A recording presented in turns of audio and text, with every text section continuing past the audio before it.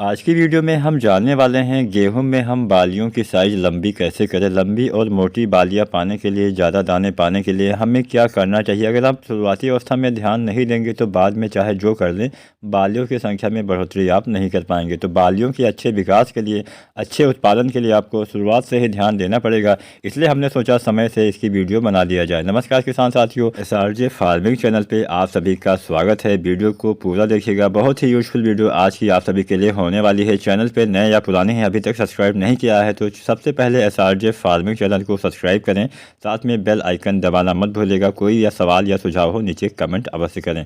चलिए video start करते हैं। वीडियो को लाइक कर दीजिएगा। तो यहाँ पे सबसे पहले हम कुछ खादों के इस्तेमाल के बारे में बताएंगे, उसके साथ साथ कुछ सावधानियाँ भी आपको बताएंगे। किसान साथियों, अगर आप चाहते हैं गेहूँ में अच्छा उत्पादन मिल सके तो आपको हमेशा समय से गेहूं की बुआई करनी पड़ेगी। समय से बुआई करेंगे तभी अच्छी पैदावार आपको मिल पाएगी, अच्छी बालियाँ आ पाएंगी, अच्छे कल्ले आएंगे, ज़्यादा फुटाव होगा। तो समय से बुआई तो बहुत अनिवार्य होता है। बहुत से किसान भाई थोड़ा सा देर में बुआई करते हैं।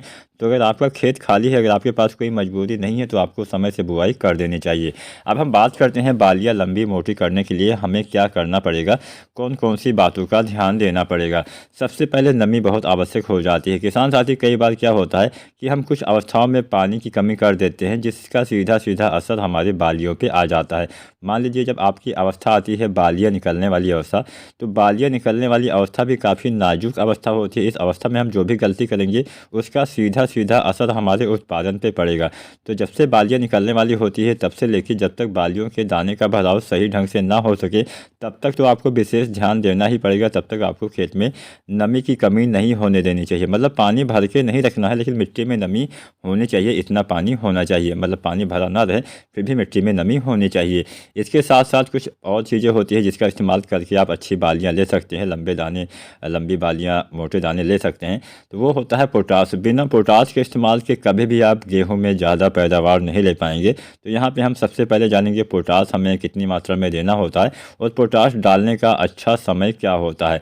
किसान साथियों, पोटाश यानी जो हम MOP पोटाश डालते हैं उसी की हम बात करने वाले हैं, जो आपको आसानी से दुकानों पे मिल जाता है। बहुत सारे किसान भाई हमारे ऐसे भी होंगे जो अभी भी पोटाश का इस्तेमाल अपने खेतों में नहीं करते हैं। तो उन किसान भाइयों से मैं इतना बताना चाहूँगा, बिना पोटाश के आप अधिक उत्पादन कभी भी नहीं ले पाएंगे। तो अगर आप चाहते हैं कि आपका उत्पादन और ज़्यादा हो सके, अगर आपने अभी तक कभी भी पोटाश का इस्तेमाल नहीं किया है तो इस बात करके देखिएगा, बहुत ज़्यादा असर आपको दिखाई दे जाएगा।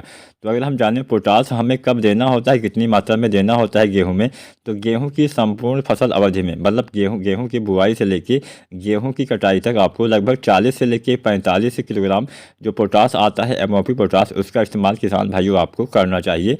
अगर हम जानें कब आपको देना चाहिए तो बहुत सारे किसान भाई बुआई के समय भी 40 या 45 kg जो पोटाश है वो डाल देते हैं। लेकिन यहाँ पर मैं बहुत ही अच्छा तरीका आपको बताऊँगा जिससे आपको इसका ज़्यादा लाभ मिल सके, जिससे अच्छे दाने, अच्छी बालियाँ आ सके। तो यहाँ पे आपको पोटाश को एक बार में न डालते हुए 2 भागों में बांट देना है और 2 बार आपको इसका इस्तेमाल करना है। पहली बार इसका इस्तेमाल बुआई के समय करना है और दूसरी बार इसका इस्तेमाल दूसरे पानी पे करना है। तो गेहूं की बुआई के समय आपको लगभग 25 किलोग्राम जो पोटाश आता है इसका इस्तेमाल करना चाहिए। इतनी मात्रा MOP पोटाश की पर्याप्त होती है। या फिर मान लीजिए बहुत सारे किसान भाई ऐसे भी होंगे जो गेहूँ की बुआई कर चुके होंगे लेकिन अभी भी पोटाश नहीं डाल पाए हैं, तो आप पहले पानी पे भी इसकी पूर्ति कर सकते हैं। जब आप गेहूं में पहला पानी लगाते हैं तो पहले पानी पे जो आप यूरिया वगैरह डालते हैं उसके साथ में आपको पोटाश डाल देना चाहिए। पहले पानी पे आप यूरिया 40 किलोग्राम डाल दीजिए, साथ में आपको 25 किलोग्राम पोटाश डाल देना है, अच्छा लाभ मिल जाएगा। यूरिया के साथ पोटाश का इस्तेमाल आप कर तो सकते हैं, लेकिन बस एक सावधानी आपको बरतनी होती है। जब भी आप यूरिया खाद के साथ पोटाश को मिलाइए तो बहुत जल्दी ही इसका इस्तेमाल कर देना है। बहुत लंबे समय तक इसका जो मिश्रण है मिला के नहीं रखना चाहिए। ज़्यादा लंबे समय तक मिला के रखेंगे इसका जो असर है वो ख़राब हो जाएगा। आपस में दोनों खादें मिलाई तो जा सकती हैं लेकिन बहुत लंबे समय तक मिला के रखी नहीं जा सकती हैं। तो इस बात का ध्यान रखिएगा, जब भी आप यूरिया के साथ पोटाश मिलाइए तो बहुत जल्दी उपयोग कर देना चाहिए। मिट्टी में जो बुआई है वो कर देनी चाहिए। तो पहले पानी पे या फिर बुआई के समय 25 kg पोटाश डाल दीजिए। उसके बाद में दूसरी मात्रा आपको दूसरे पानी पे जब आप लगभग 40, 45, 50 दिन के आसपास आपको इसका इस्तेमाल कर देना है। 55 दिन अधिकतम, या फिर बहुत ज़्यादा समय हो गया तो 60 दिन। इसके बाद में इस्तेमाल मत करिएगा। 60 दिन के अंदर ही पोटाश आपको समस्त मात्रा डाल देनी है, क्योंकि पोटाश जो होता है मिट्टी में डालते हैं, मिट्टी में जो हम खाद डालते हैं वो पौधे तक पहुँचने में भी थोड़ा सा टाइम लेती है, तो इसलिए आपको जल्दी इस्तेमाल कर देना है। 50 से 55 दिन का समय बेहतर है। तो जब आप 50 से 55 दिन या 45 से 50 दिन पे जब आप पोटाश डालें, लगभग 20 केजी आपको पोटाश डालना होता है, तो 20 किलोग्राम पोटाश डालना है दूसरे पानी के बाद। उसके साथ साथ आपको 40 किलोग्राम यूरिया का इस्तेमाल करना है, 40 केजी यूरिया भी डालनी है, साथ में आपको 20 केजी पोटाश डालना है। अच्छा लाभ देखने को मिलेगा, अच्छी बालियाँ आएंगी, मोटी लंबी बालियाँ आएंगी, अच्छा उत्पादन आपको देखने को किसान भाइयों मिलने वाला है। तो आपको इसका इस्तेमाल अवश्य करना चाहिए। अब हम बात करते हैं कुछ NPK खादों के बारे में, कुछ और चीज़ें जो आपको करनी चाहिए जिससे बालियों पे सीधा सीधा असर होता है, अच्छी बालियाँ, मोटी लंबी बालियाँ आती है। किसान साथियों, यहाँ पे हम NPK खाद की बात करेंगे जिसका हम छिड़काव करेंगे, तो यहाँ पे हम यूज करेंगे NPK 05234 का। NPK 05234 में 52% फास्फोरस, 34% पोटेशियम होता है, जिसके इस्तेमाल से भी बालियों की साइज, बालियों की लंबाई बढ़ती है, दाने मोटे आते हैं, अच्छा वजन मिलता है, दाने में चमक आता है। तो 05234 जिसमें 52% फास्फोरस होता है। फास्फोरस का वैसे तो काम होता है जड़ों का विकास करना, लेकिन अगर आप इस अवस्था में फास्फोरस का छिड़काव करते हैं, स्प्रे करते हैं, मतलब ये NPK आप डालते हैं 05234, तो इससे ये फ़ायदा मिलेगा कि ये आपका काम करता है ट्रांसपोर्ट का, मतलब आपके बालियों तक जो भी तत्व पहुँचते हैं उसको वहाँ तक पहुँचाने का कार्य ये फास्फोरस आपका करने वाला है, जिससे आपके बालियों का विकास अच्छे से, सही मात्रा में, सही ढंग से हो पाएगा, जिससे बालियाँ मोटी लंबी आएंगी, दाने की संख्या में भी वृद्धि हो जाएगी। इसमें 34% पोटेशियम होता है। पोटेशियम जैसा कि मैंने आपको बताया पोटाश आपको डालना है, तो वही पोटेशियम में भी होता है।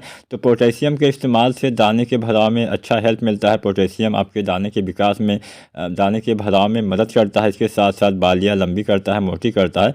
तो पोटेशियम का अहम योगदान होता है, आपके तने को भी ये मजबूत करता है, जिससे आपकी फसलें गिरती नहीं हैं। तो यहाँ पे आपको 05234 गबोट अवस्था में, मतलब बालियाँ जब आपकी निकलने वाली होती हैं उससे पहले वाली अवस्था गबोट अवस्था बोली जाती है।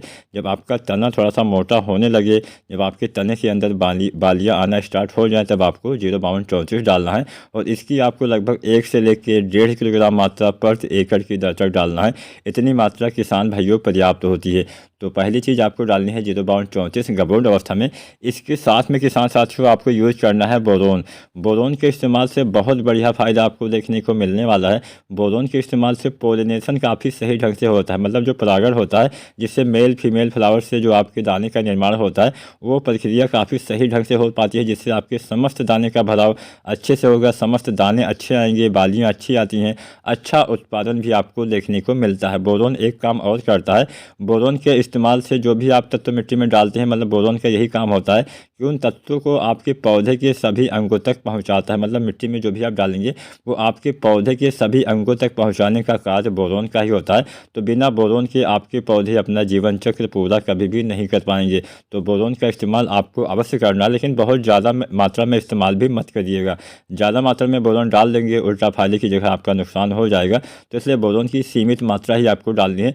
जो बोरोन आता है 20% वाला, इसकी किसान साथियों आपको लगभग 100 ग्राम मात्रा ही डालनी है, बहुत ज़्यादा नहीं डालनी है। 100 ग्राम मात्रा 1 एकड़ खेत के लिए पर्याप्त होती है। तो यहाँ पे बोरोन आपको 100 ग्राम 05234 आपको 1 से 1.5 किलोग्राम गबोट अवस्था में डालने से अच्छा लाभ किसान भाइयों आपको मिलने वाला है। इसके साथ में एक खाद आप और डाल सकते हैं, वो है सागरिका लिक्विड। सागरिका लिक्विड का इस्तेमाल अगर आप इस अवस्था में करते हैं, बढ़िया उत्पादन मिलेगा, आपके सारी चीज़ें अच्छी हो जाएंगी। क्योंकि सागरिका के इस्तेमाल से क्या होता है, जो भी आपके पौधे भोजन बनाते हैं, तो भोजन बनाने वाली जो प्रक्रिया है काफ़ी तेज़ी से होने लगती है। आपके पौधे भोजन काफ़ी अच्छे से बना पाते हैं, जिससे आपकी बालियों में सारे भोजन अच्छे से पहुंच पाएंगे, प्रकाश संश्लेषण अच्छे से होता है, जड़ों का विकास अच्छे से होता है, सारी चीज़ें अच्छी होंगी। जो भी आप तत्व डालेंगे पौधे आपके अच्छे से ले पाएंगे। तो यहाँ पर अगर आप सागरिका लिक्विड डालते हैं तो बढ़िया लाभ मिल जाता है। बालियाँ निकलने से पहले इसको भी डालना होता है। तो सागरिका लिक्विड की, यानी सागरिका जो तरल रूप में आती है, उसकी किसान साथियों आपको लगभग यहाँ पे 250 से 300 या फिर 500 अधिकतम आपको मात्रा डाल देनी है प्रति एकड़ के हिसाब से। मतलब 250 से 500 ml प्रति एकड़ के हिसाब से आपको डालना है। इतनी मात्रा पर्याप्त होती है। अगर फसल थोड़ा अच्छी है तो आपको 250 से 300 ml डालनी है, थोड़ा कमज़ोर है तो 300 से 400 ml तक डाल दीजिएगा। अच्छा लाभ देखने को किसान भाइयों आपको मिल जाएगा। तो यहाँ पे हमने 3 चीज़ें आपको बताई। पहला हमने बताया 05234, दूसरा हमने बताया बोरोन, तीसरा हमने बताया सागरिका, इसका इस्तेमाल आपको गबोर अवस्था में कर देना है। एक खाद और आती है, उसका भी इस्तेमाल किसान भाई कर सकते हैं। कई बार ऐसा भी देखा गया है कि जब हमारी फसलें गबोर अवस्था में जाती है, मतलब जब बालियाँ निकलने वाली होती है, इस समय भी अगर आपके पत्तों में पीलापन आ जाता है, नाइट्रोजन की कमी हो जाती है, तो आपको नाइट्रोजन की पूर्ति कैसे करनी चाहिए, क्योंकि 0:34 में नाइट्रोजन नहीं होता है। तो नाइट्रोजन की पूर्ति के लिए आप यूरिया का छिड़काव यानी स्प्रे भी कर सकते हैं। तो जो दानेदार यूरिया आता है, इसकी आपको 1 से लेकर 2 किलोग्राम मात्रा ले लेनी है और इसी NPK 0:34 के साथ में मिला के आसानी से आप उपयोग कर सकते हैं। तो यहाँ पे 4 चीज़ें हमने बताई। पहला हमने बताया 0:34 1 से 1.5 kg, बोरोन आपको लगभग 100 ग्राम, सागरिका लगभग 250 से 500 ml और यूरिया दानेदार आपको लगभग 1 से 2 किलोग्राम आपको यूज कर लेना है। सभी का अलग अलग घोल बना के आप एक साथ में आसानी से चारों चीज़ें प्रयोग कर सकते हैं। अच्छा लाभ, अच्छी बालियाँ, मोटे दाने आपको मिलने वाले हैं। वीडियो पसंद आई हो लाइक जरूर करें।